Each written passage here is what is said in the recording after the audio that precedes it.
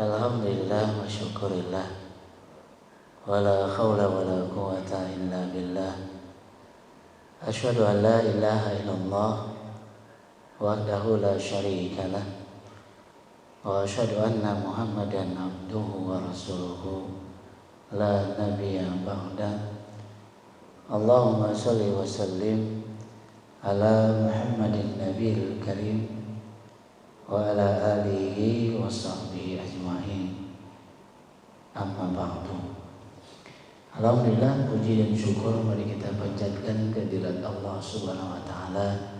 Salawat dan salam juga semoga tercurah kepada junjungan kita Nabi Muhammad sallallahu alaihi wasallam. Bapak serta ibu sekalian yang berbahagia, pada kesempatan kali ini kita ingin bicara tentang ikhlas. Karena memang urusan yang satu ini ulama-ulama kita menggiring kita untuk mencoba lebih konsentrasi. Kenapa? Karena ayat-ayat di dalam Al-Quran, hadis-hadis Rasulullah SAW di dalam banyak hadisnya juga mengungkap tentang keutamaan ikhlas. Karenanya hadis yang berbunyi innamal a'malu binniyat ini di dalam banyak kitab hadis itu selalu ditempatkan di nomor pertama. Arba'in Nawawi juga masuk hadis ini nomor 1. Riyadhus Shalihin, Muslim, Bukhari, dan banyak kitab-kitab hadis yang lain ini hadis ini ditempatkan di nomor 1. Bahkan Imam Khomeini orang Syiah itu dalam kitab hadisnya Arba'innya juga menempatkan hadis ini nomor 1. Artinya ini menarik sebenarnya, menggiring kita untuk konsentrasi terhadap urusan yang satu ini. Kenapa? Karena pada akhirnya memang kehidupan kita, baik nggak baiknya kita, diterima nggak diterimanya amal kita, itu akan sangat tergantung dengan keikhlasan kita. Gitu. Karena dalam Al-Quran Allah Subhanahu Wa Taala mengungkap tentang hakikat ini dalam satu ayatnya. A'udzubillahi minasyaitonirrajim. Bismillahirrahmanirrahim. Wa ma umiru illa liya'budullaha mukhlishina lahuddin. Allah Subhanahu wa taala meminta kita dalam beragama ini ikhlas. Enggak ada kepentingan-kepentingan apapun kecuali lillah. Enggak ada kepentingan-kepentingan apapun kecuali li'illa'i kalimatillah. Atau Rasulullah SAW juga dalam hadisnya mengungkap innamal a'malu binniyat wa innamal likulli imri'in ma nawa. Wa man kanat hijratuhu ila Allah wa rasul fa hijratuhu ila Allah wa rasul. Wa man kanat hijratuhu lidunya yusibuha aw imra'atin yankihuha fa hijratuhu ila ma hajara ilaihi. Kata Rasulullah SAW, innamal a'malu binniyat, setiap amal tergantung dengan niatnya. Dan setiap orang akan mendapatkan apa yang diniatkan. Jadi ini yang harusnya digarisbawahi. Setiap amal tergantung dengan niat. Setiap orang mendapatkan apa yang diniatkan. Karena kemudian penjelasan kalimat yang berikutnya lebih pada penjelasan. Maka barang siapa yang hijrahnya karena Allah dan Rasul, ini lebih menguatkan. Maka nilainya karena Allah dan Rasul. Tapi kalau hijrahnya itu lidunya yusibuha, untuk mencari kehidupan dunia, awimro'atin yang kiwa, atau karena ingin menikahi seorang wanita, kata Rasulullah, fa hijratuhu ila ma hajara ilaihi, hijrahnya berhenti sampai apa yang dia niatkan. Artinya terhenti dengan sesuai dengan apa yang diniatkan. Hadis ini disebut-sebut di dalam banyak riwayat dengan hadis Ummu Qais. Hadis Ummu Qais, kisah tentang Ummu Qais, seorang wanita di zaman Rasulullah SAW yang sudah janjian mau nikah sama tunangannya, sama orang yang dicintainya. Begitu mau nikah, Rasulullah SAW hijrah ke Madinah. Karenanya Ummu Qais ini meminta ke tunangannya, kalau ente mau nikah juga, ya ente harus hijrah. Kalau nggak hijrah, batal nikahnya. Gitu. Kalau nggak hijrah, batal nih nikahnya. Mau kois hijrah. Nah tunangannya juga ikut hijrah. Gitu. Katanya di dalam kalimat ini disebut lidunya yusibuha aw imra'atin yankihuha. Siapa yang hijrahnya karena dunia atau karena ingin menikahi seorang wanita, maka kata Nabi fahijratuhu ila ma hajara ilaihi. Hijrahnya, nilai hijrahnya itu terhenti sampai apa yang dia niatkan. Ummu Qais, Ibnu Qayyim Az-Zawji, dia mengatakan bahwa ini yang hadis bukan untuk Ummu Qais sebenarnya. Bahwa kemudian tunangannya berarti batal niatnya, enggak. Ini sekedar warning. Warning dari Rasulullah sallallahu alaihi wasallam, hati-hati. Gitu. Tapi ini bukan nyalahin Ummu Qais. Kenapa? Karena Ibnu Qayyim mengatakan Ummu Qais ini justru dapat 2 pahala. Yang pertama, dia hijrah. Yang kedua, ngajak orang hijrah. Gitu. Ngajak orang hijrah. Jadi nilainya malah plus. Tapi hati-hati. Gitu. Hati-hati. Kalau nggak pinter-pinter kita mengelola niat, ini justru akhirnya berhenti sebatas apa yang kita niatkan. Karenanya disebut oleh Rasulullah di dunia yusibuha aw imra'atin yankihuha. Jadi urusan ini memang sangat penting. Nanti kualitas amal kita akan tergantung dengan ikhlasnya kita di dalam beramal. Karenanya ulama-ulama banyak yang berkomentar tentang ikhlas. Nggak ada satu urusan yang begitu sulit kecuali ikhlas. Kenapa? Kalau kita ikhlas di satu tempat, di tempat yang lain nggak ikhlas. Di satu amal kita ikhlas, di amal yang lain nggak ikhlas. Sehingga ada seorang ulama mengatakan, sanggupkah kamu menjadi akar bagi tanaman? Akar bagi tanaman. Orang puji buahnya, orang puji daunnya, tapi orang nggak pernah puji akarnya. Padahal tanaman itu berdiri di atas akarnya. Kalau nggak ada akar, nggak ada daun yang bagus, nggak ada buah yang enak. Tapi orang puji buahnya, orang puji daunnya, orang nggak pernah puji akarnya. Pertanyaannya, sanggup nggak kita jadi akar? Gitu. Mungkin kalau model kita yang jadi akar, dipuji daun, dipuji buah, mungkin kita akan keluar dari tanah. Iya, mungkin kita akan keluar dari tanah dan kita berkata, Pak, ada saya nih Pak. Ini akar nggak keluar dari tanah, udah dia di dalam tanah, nggak dilihat orang, nggak dipuji orang. Sementara daun dan buahnya dipuji. Pertanyaannya, sanggup nggak jadi akar? Itu ikhlas. Atau diibaratkan seperti fondasi dari sebuah bangunan. Orang puji bangunannya, tapi orang nggak pernah puji fondasinya. Begitu melihat bangunan, itu yang dilihat penampilan bangunan itu. Nggak pernah orang bilang fondasinya bagus sekali. Nggak ada. Pertanyaannya, sanggup nggak kita jadi fondasi? Sekali lagi, kalau kita yang jadi fondasi, kita keluar dari tanah tuh. Ya. Kita akan mengatakan, Pak, ada saya Pak. Jadi emang sulit, nggak mudah buat ikhlas. Karenanya pada kesempatan kali ini, mari kita telusuri lebih jauh masalah ikhlas ini agar kita bisa meraih keikhlasan itu. Karena memang ini sangat penting. Bapak serta ibu sekalian yang berbahagia, apa itu ikhlas? Kita suka mengatakan, Pak, ikhlasin aja ya. Atau di kampung saya di Betawi itu, Pak, redoin aja. Redo sama ikhlas beda tipis. Padahal ikhlas sama redo beda. Cuma kita suka nyamain aja. Sebenarnya ikhlas apa sih? Ikhlas itu adalah tanqiyatu syai' minasyawaib. Membersihkan segala sesuatu dari kotoran sampai sesuatu itu bersih. Itu namanya ikhlas secara bahasa, secara lughatan. Jadi kalau ada papan tulis, saya bersihin tuh.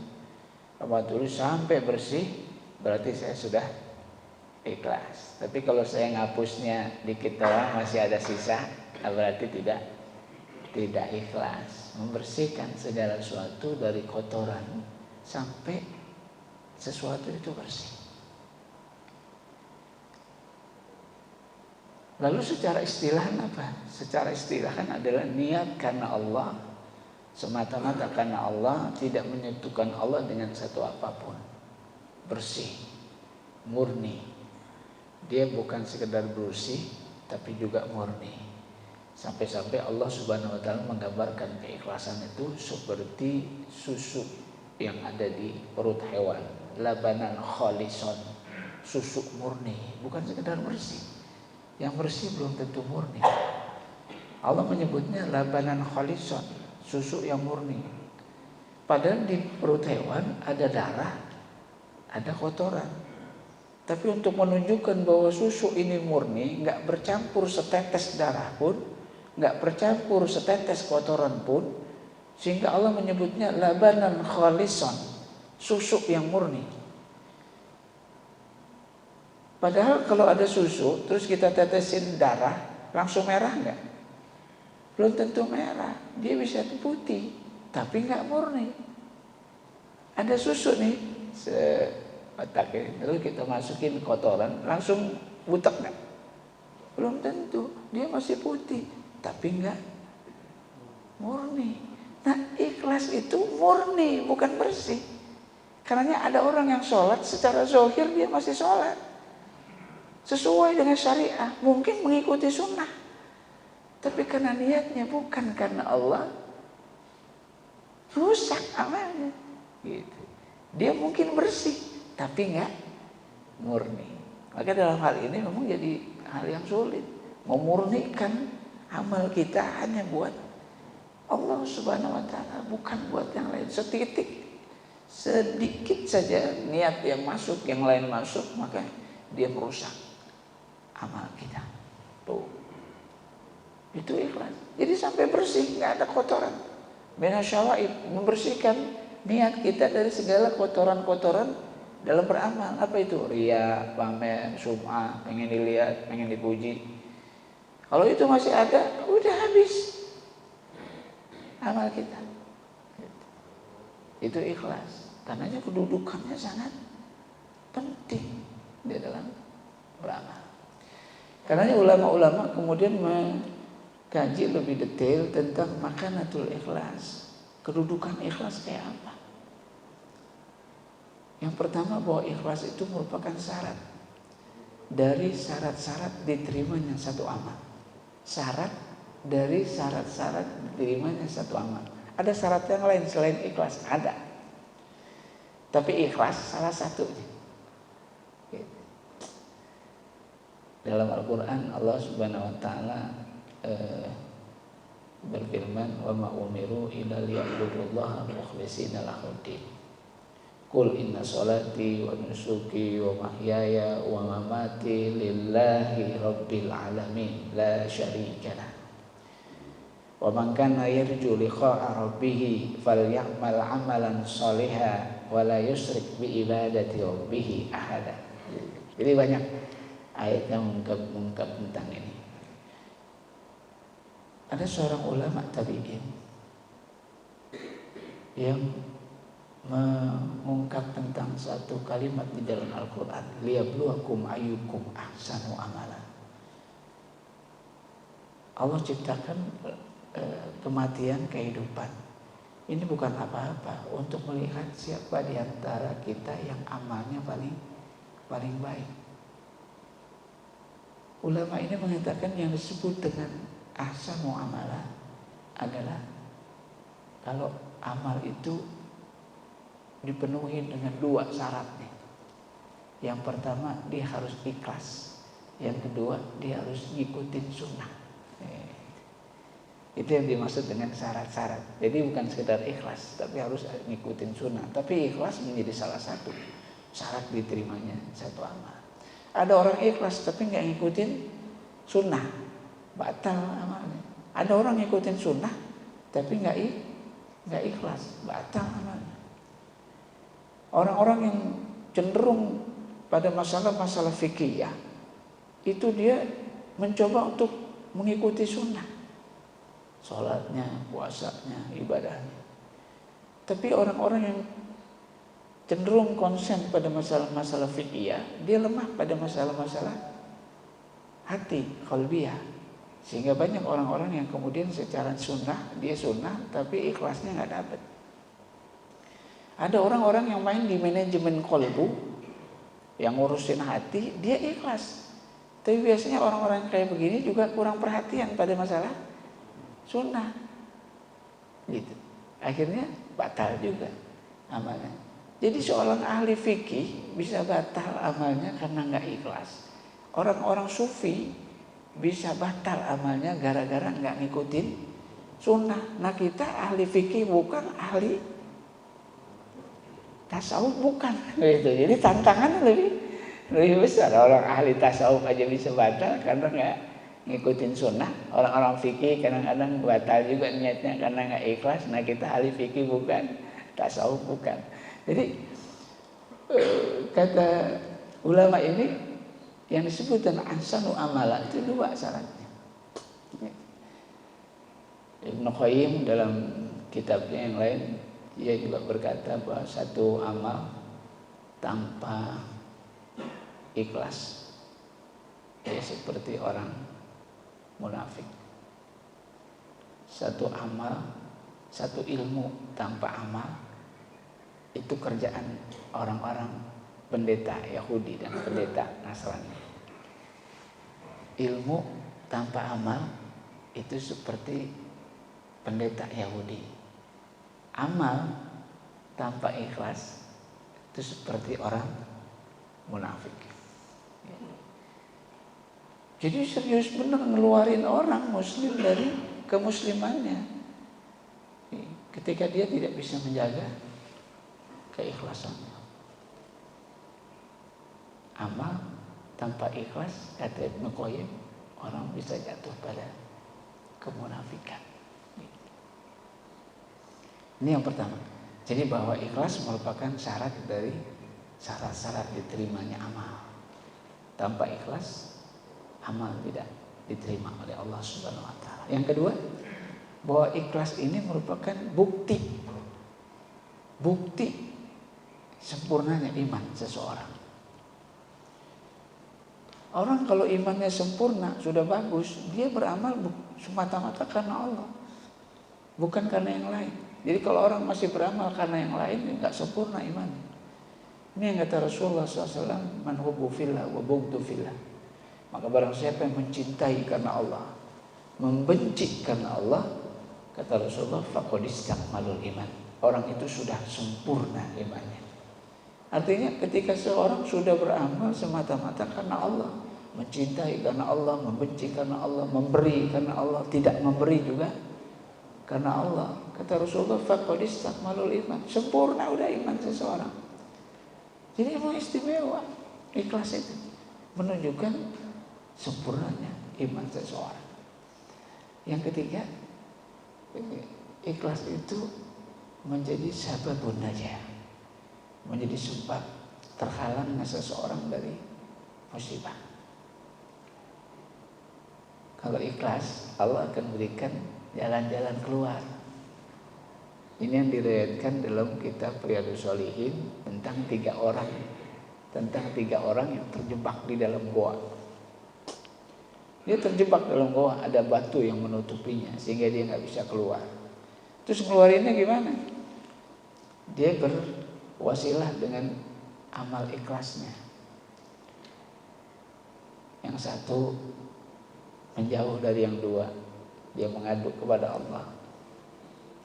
Dulu saya pernah beramal dengan ikhlas, karena itu ya Allah tolong bukakan pintu gua.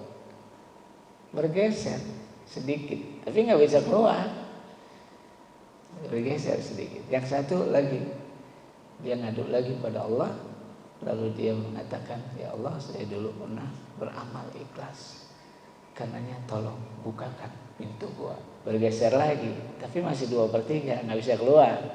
Yang satu ngadu lagi kepada Allah, Lalu kemudian dia berkata, ya Allah, saya pernah ikhlas beramal karena ikhlas karenamu. Karena itu bukakan pintu gua, sampai pintu itu bergeser sehingga dia bisa keluar dari gua itu.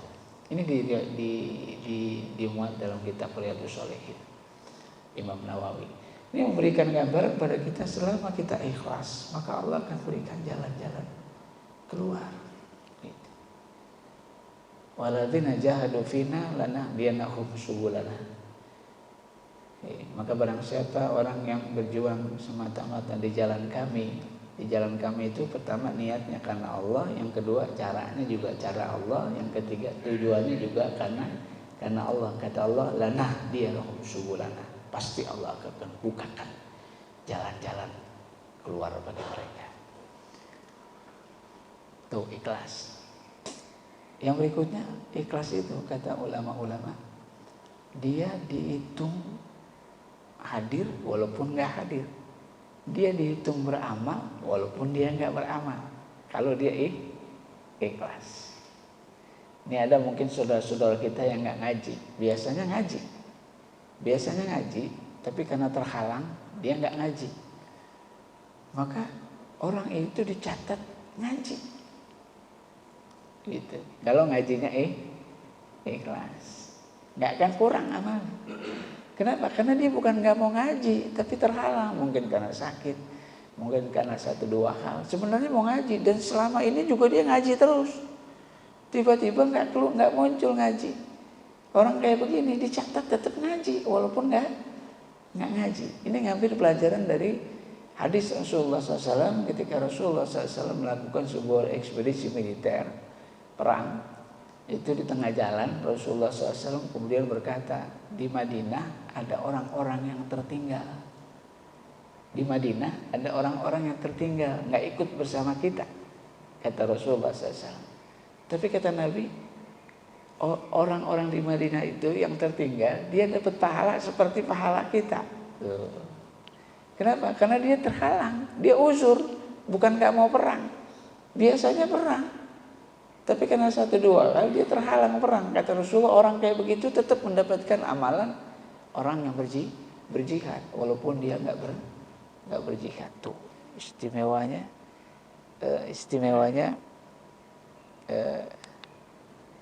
ikhlas. Perlunya ikhlas. Nah, ini perlu ikhlas nih kayaknya nih. Mati dia. Baik, Afwan. Ya. Nyala sebentar dia mati lagi. Bismillahirrahmanirrahim. Jadi bernilai. Kita biasa sholat malam. Setiap hari sholat malam. Tiba-tiba satu dua hal kita nggak bisa sholat malam. Kalau ngelihat hadis ini kita tercatat seperti orang yang sholat malam. Kalau kita ikhlas melakukan amal itu karena Allah Subhanahu Wa Taala. Ini luar biasa. Dan yang terakhir, kalau kita ikhlas satu amal yang sifatnya duniawiyah, itu jadi bernilai ibadah di hadapan Allah Subhanahu Wa Taala. Makan kita karena ikhlas, karena Allah ikhlas. Itu bukan seperti makannya orang kafir, karena makan itu semua orang makan hari ini. Orang kafir juga makan, orang muslim juga makan. Tapi kalau orang muslim makannya karena Allah, itu nilainya bukan sekedar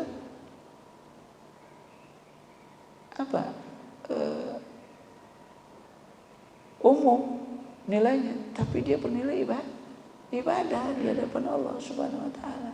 Kita kerja, orang kafir juga kerja, gitu. Umum semua melakukan itu, tapi kalau dia lakukan itu karena Allah, maka kerjanya bernilai ibadah. Gitu. Dan satu lagi, ada satu hamba Allah yang setan aja enggan buat menggodanya. Gitu. Jadi semua manusia ini bakal digoda. Ya, dan ini janji setan kepada Allah Subhanahu Wa Taala. Dan ini diabadikan oleh Allah dalam Al-Quran. Cuma ada satu hamba Allah yang setan aja enggan buat menggodanya. Siapa dia? Min ibadikal mukhlasin. Yaitu hamba-hamba Allah yang ikhlas. Itu setan enggan menggodanya. Jadi emang istimewa banget. keikhlasan. Tapi memang nggak mudah buat menggapainya.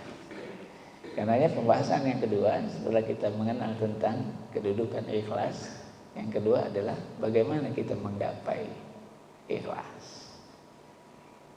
Ya, ini kan jadi tuntutan kemudian buat kita.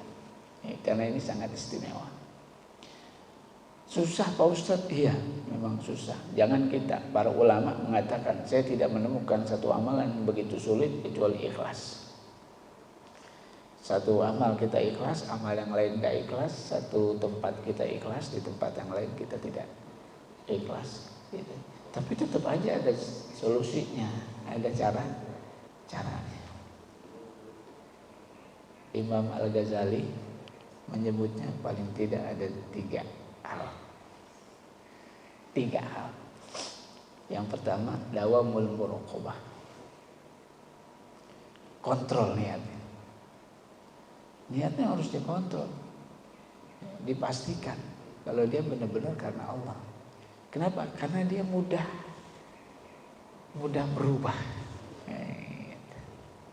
Sebagaimana hati, disebut hati karena dia suka berubah, kadang senang, kadang suka, kadang semangat, kadang malas. Niat juga begitu. Di awal udah ikhlas, di tengah gak ikhlas. Di awal ikhlas, di tengah ikhlas, di akhir gak ikhlas. Maka Imam Al-Ghazali mengatakan dawamul muraqabah, kontrol niatnya di semua titiknya, di awal, di tengah, dan di akhir. Bahkan kata Dr. Abdullah Azzam dalam satu risalahnya tentang jihad, dia berkata justru yang harus diwaspadai adalah di akhir setelah orang beramal. Di awal orang belum ada yang dibanggakan. Biasanya ikhlas di awal. Baru ceramah nih, ikhlas. Nggak ada yang dibanggakan, tapi ketika ceramahnya bagus, di situ rusaknya.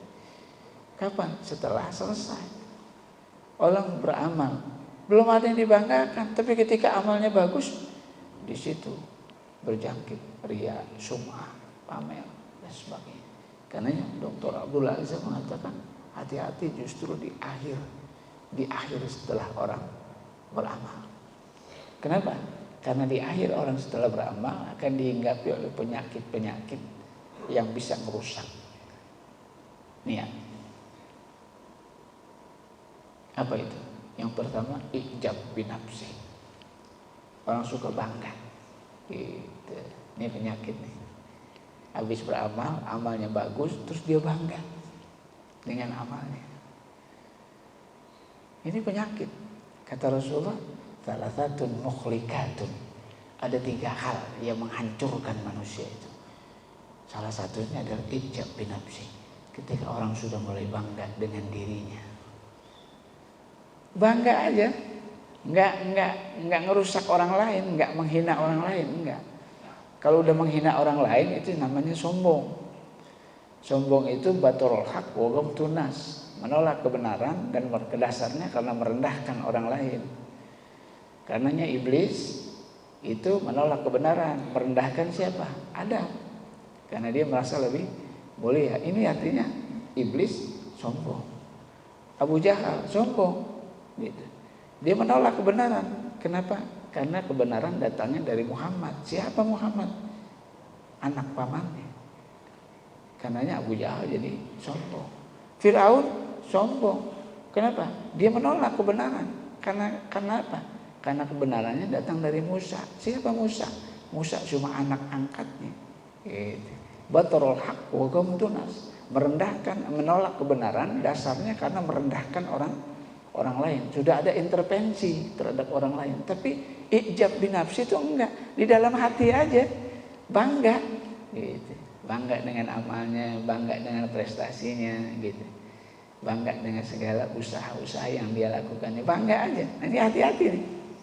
Ijab binafsi, ujub. Kenapa? Karena ini nggak berhenti sampai di sekedar ujub. Kalau orang sudah bangga dirinya punya kelebihan, biasanya dia akan izharul amal. Dia akan pamerin tuh kelebihannya. Ini yang nggak tahan kita. Kalau sudah merasa lebih, itu sesuatu yang paling nggak bisa ditahan adalah menampakkan kelebihannya. Tuh. Ada pejabat kumpul sama rakyat biasa. Kalau rakyat biasa nggak tahu kalau dia pejabat, nggak asik. Paling tidak adalah satu orang yang tahu kalau dia pejabat. Ada ustadz kumpul sama jamaah, nggak kelihatan ustadznya, nggak asik. Paling enggak adalah orang yang tahu kalau dia ustadz. Jadi ini penyakit yang kemudian muncul yang kedua. Kalau orang sudah mulai bangga dengan prestasi-prestasinya, dengan hartanya, dengan kekayaannya, dengan ilmunya, dengan ibadahnya, itu yang kemudian diinginkan adalah izharul amal. Dia pengen pamerkan kelebihan dia. Tuh, kan sakit, penyakit. Dan ini ada di mana? Di akhir setelah beramal. Ketika orang sudah melakukan amal, ada yang dipamerin. Kalau belum beramal, nggak ada yang dipamerin. Gitu. Dulu miskin, sekarang kaya, bisa pamer nggak? Bisa. Waktu miskin bisa pamer nggak? Nggak bisa. Masa miskin mau dipamerkan? Begitu kaya dia bisa pamer. Setelah dia kerja keras dan sebagainya, dia bisa pamer kan hartanya. Jadi ini justru di akhir muncul izhar binafsi, yang kedua izharul amal, dia pamer dengan amalnya, dan yang ketiga ini juga penyakit orang setelah beramal, dia suka ngungkit-ungkit amalnya. Kalau dia terusik, dulu pengurus masjid, ya sekarang udah tua, udah uzur ya, paling enggak jadi penasehat lah, paling enggak. Ini juga kagak jadi penasehat, kagak jadi apa kagak, sampai dia ngungkit, tuh masjid nggak bisa maju. Kalau bukan karena kerja saya dulu nggak bakal maju. Itu 20 tahun berikutnya gugur tuh amal. Ngungkit amal. Gedein anak yatim, ya, jadi sarjana S1, S2, S3 tuh anak yatim. Sampai satu dua hal anak yatim ini agak berbeda pendapat dengan kita. Tiba-tiba kita ungkit, ente ini nggak bakal bisa begini kalau nggak karena saya, habis gitu. Ini kan luar biasa. Justru dicegahnya itu di akhir setelah orang beramal, bukan di awal. Kalau di awal udah riya sih kebangetan sebenarnya. Baru mulai udah riya, udah kebangetan sebenarnya. Kan justru penyakitnya itu di akhir. Tapi tetap aja harus diwaspadai. Di awal, di tengah, dan di akhir. Yang disebut dengan dawamul muraqabah, kata Imam Al-Ghazali. Kontrol niat, pastikan karena Allah. Yang kedua, ikhfaul amal. Kalau mau ikhlas, sembunyiin amal, jangan ditampakkan. Karena kalau udah ditampakkan, ketahuan orang, susah kita ngendaliin diri kita. Susah gitu. Apa yang mau kita lakukan? Kalau orang udah dipuji, apa yang kita bisa lakukan? Susah. Walaupun kalimatnya kemudian mengatakan alhamdulillah, segala puji bagi Allah, tapi itu nggak ke atas, berhenti di sini. Susah. Mendingan nggak usah dilihat sama orang, selesai. Kalau udah ketahuan sama orang, kita susah ngendaliin hati kita. Karenanya Rasulullah SAW mencela orang yang memuji. Kalau ada orang muji kita, dipuji-puji, kata Rasulullah, ambil pasir, lemparin orang itu dengan pasir. Kenapa? Karena menjerumuskan. Nggak semua orang tahan menghadapi ujian. Gitu. Karenanya ikhfaul amal, sembunyikan amal. Khususnya amal-amal yang sunnah. Yang wajib jangan disembunyikan. Ini karena pengen ikhlas, jadi nggak pernah sholat di masjid. Sholat 5 waktu nggak di masjid. Kata orang ini, ya Pak Ustadz, saya sih mau ikhlas, biar nggak ketahuan orang. Kalau yang zohir, yang wajib zohir nggak apa-apa, karena semua orang ngerjain. Yang disyariatkan, yang diajarkan oleh Rasulullah adalah yang sunnah. Karena Rasulullah mengisyaratkan sebaik-baiknya sholat wajib di masjid, sebaik-baiknya sholat sunnah di rumah. Kita kalau udah di rumah nggak pernah ngerjain sholat sunnah. Sholat sunnahnya di masjid. Padahal Nabi bilang sebaik-baiknya sholat sunnah di rumah. Kalau di masjid kita otomatis tuh habis sholat fardu langsung sholat sunnah, otomatis. Tapi kalau di rumah, kebetulan lagi di rumah, kita nyaris nggak pernah ngerjain sholat sunnah. Tapi bukan itu juga kemudian kita nggak ikhlas, bukan. Itu di antara dampak berjamaah. Karena kalau orang berjamaah itu emang semangat.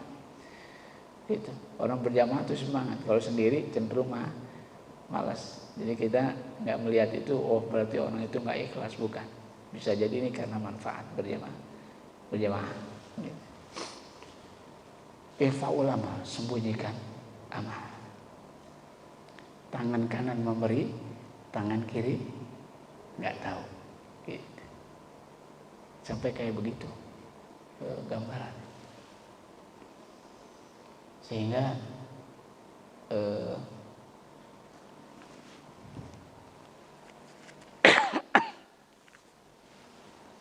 Imam Al-Ghazali itu sampai mengatakan boleh membasahkan bibir kalau lagi puasa Senin Kemis, karena nggak semua orang puasa Senin Kemis.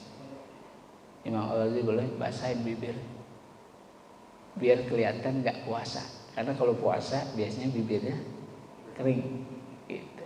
Kalau takut dianggap puasa, basahin bibir boleh, kata Imam Al-Ghazali gitu. Untuk apa? Untuk menyembunyikan amal.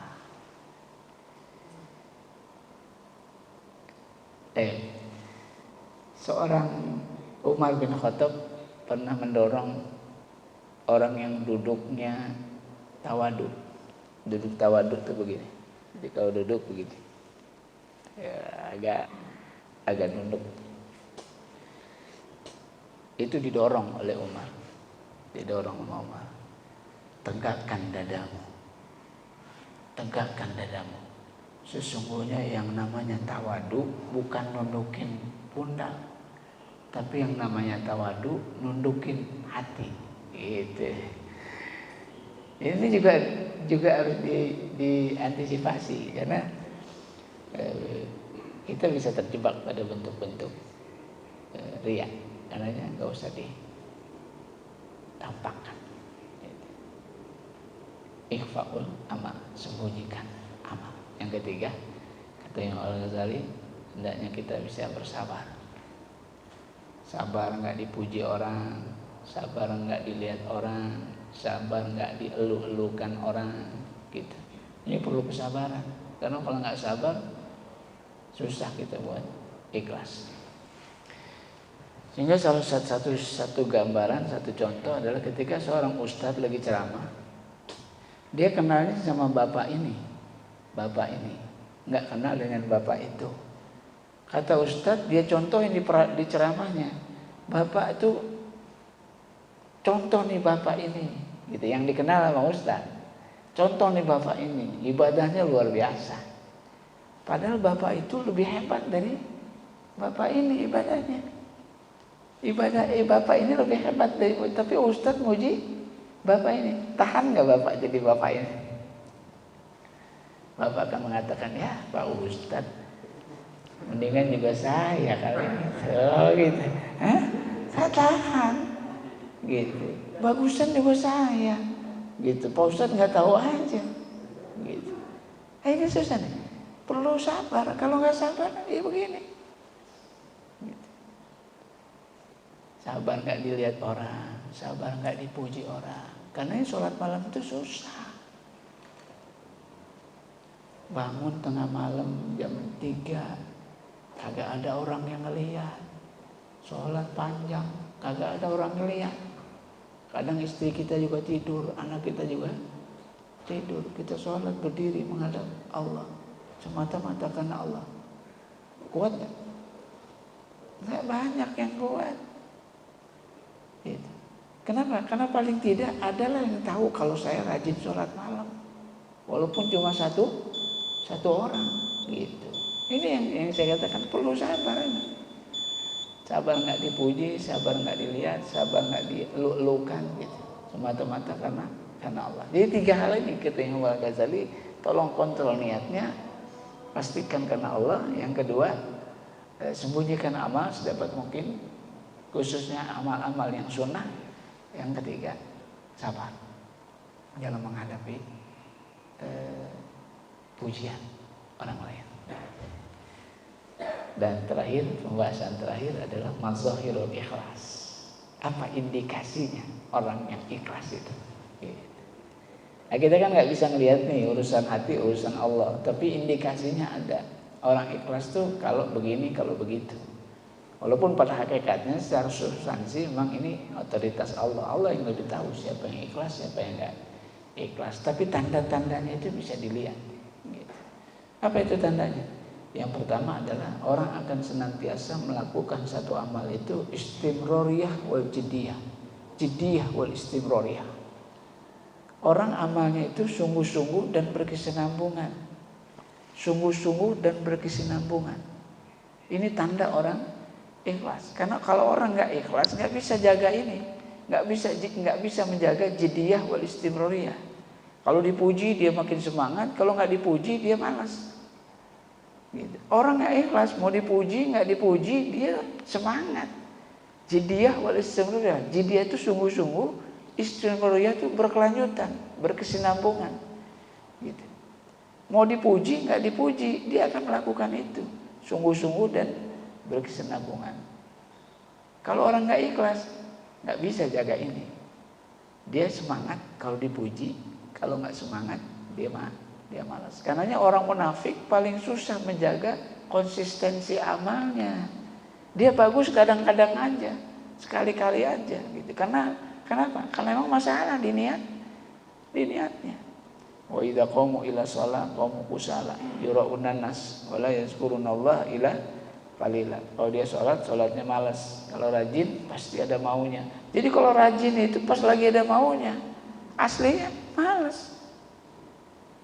Dia nggak bisa jaga konsistensi amalnya. Kalau orang ikhlas rajin terus, mau dipuji orang nggak dipuji orang, dilihat orang nggak dilihat orang, nggak ada urusan, dia akan terus menjaga konsistensi amalnya. Nah, ini indikasi seseorang itu ikhlas.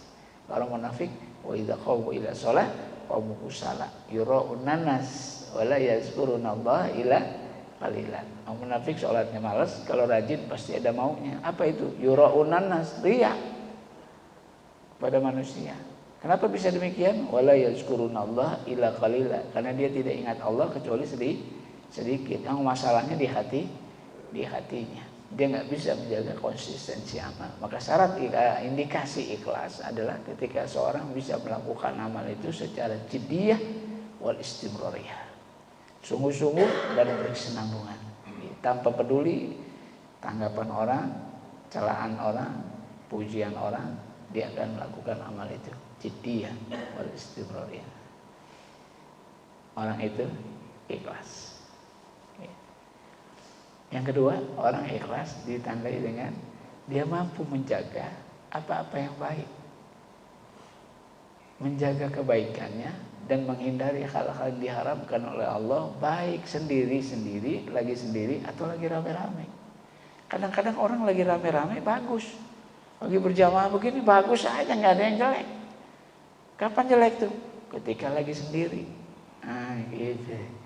Ketika lagi sendiri. Nah, kalau modelnya begini, ini indikasi tidak ikhlas. Kenapa? Karena orang ikhlas, mau rame-rame kayak mau sendiri, kayak dia baik.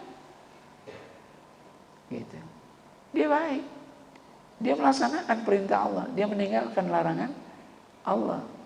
Ada orang yang kalau lagi rame-rame dia melaksanakan perintah Allah, dia meninggalkan larangan Allah. Tapi kalau udah sendiri, dia nggak bisa jaga itu. Nah, kalau itu yang terjadi berarti nggak ikhlas. Karena ikhlas mau rame-rame kayak sendiri, kayak dia bisa menjaga amalnya. Gitu. Itu indikasi yang kedua. Dan indikasi yang ketiga, orang ikhlas khususnya buat para dai, dia senang kalau dai yang lain sukses. Gitu. Dia senang kalau dai yang lain sukses. Ini tanda ikhlas. Ini ada kalau teman sejawat, ya bukan dai aja, teman sejawat. Kalau dia sukses, kita yang kesal. Dia sukses, kita yang kesal. dia berhasil, kita yang kesel. Gitu. Kita pengen kita yang berhasil. Orang ikhlas itu orang senang, kita ikut senang. Gitu. Jangan orang senang kita jadi susah. Orang senang kita jadi susah. Orang susah kita jadi senang. Ini kan penyakit nih. Nah, ini yang ketiga. Ini yang ketiga. Jadi indikasinya jelas. Ikhlas tidak ikhlas. Nah, semua ini kita sampaikan agar kita bisa punya pemahaman yang utuh, yang lengkap. Dan mudah-mudahan kemudian kita juga bisa menggairahkan diri kita untuk meraih keikhlasan.